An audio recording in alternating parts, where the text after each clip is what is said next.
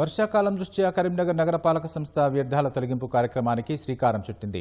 నగరంలోని మురుగు కాలువల్లో పేరుకుపోయిన వ్యర్థాలను తొలగించేందుకు మేయర్ శ్రీనివాస్ ప్రత్యేక కార్యక్రమాన్ని చేపట్టారు. అండర్ గ్రౌండ్ డ్రైనేజీల్లోని చెత్తను తొలగించేందుకు చర్యలు చేపట్టగా కోర్టు రోడ్డులో భారీగా ప్లాస్టిక్ వ్యర్థ పదార్థాలు బయటపడ్డాయి. చిన్న డ్రైనేజీలో 3 ట్రక్టర్ల వ్యర్థాలు బయటపడడంతో మున్సిపల్ కార్మికులు అవాక్కయ్యారు. ప్రజలు వ్యర్థాలను మురుగు కాలువలో పడేయకుండా ఇంటికి వచ్చే చెత్త రిక్షాలో వెయ్యాలని కార్పొరేటర్లు కోరుతున్నారు. ప్రజలు చేసే చిన్న తప్పు వల్ల భారీ వర్షాలతో నగరం జలమయమయ్యే పరిస్థితి నెలకొందని కార్పొరేటర్ రమణారెడ్డి సూచించారు. ఆటోలు ఇంటింటికి వస్తున్నాయి, డే బై డే వస్తున్నాయి. రాకపోతే మా దృష్టికి తీసుకురావాలి. కానీ నగరాన్ని అంతా చెత్తమయంగా చేస్తున్నారు. రెగ్యులర్గా ఆటోలు వస్తున్నాయి, వేయాలని చెప్పితే కూడా ఎంత కూడా మా ఏరియాలో 99% విద్యావంతులే ఉంటారు.